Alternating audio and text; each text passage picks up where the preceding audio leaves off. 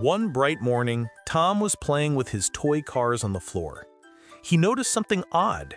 When he pushed two of his cars close together, they didn't touch.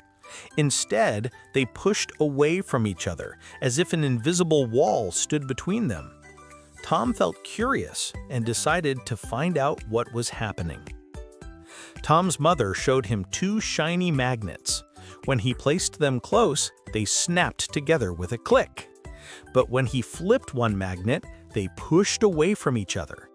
That's when Tom discovered the amazing world of magnetism, an invisible force that can pull or push things without touching them. Excited to explore, Tom began his own mini experiment. He placed a magnet under his toy car and another magnet on the track. As he moved one magnet, the car started rolling forward without being touched. When he turned the magnet around, the car moved backward.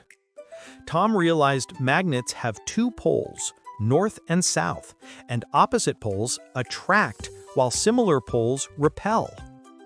Tom wanted to see what else magnets could attract. He tried paper clips, nails, coins, and even the spoon. Some objects stuck tightly to the magnet, while others didn't react at all. He quickly learned that magnets attract only certain types of metals, such as iron and steel. As Tom wrote his notes in his science journal, he smiled. He had learned that magnetism is a powerful, invisible force that exists all around us, in machines, in compasses, and even inside the Earth itself. That night, Tom looked up at the stars and felt inspired.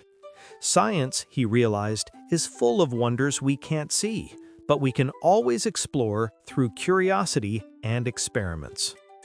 Curiosity leads to discovery, and every invisible force hides a magical story waiting to be found.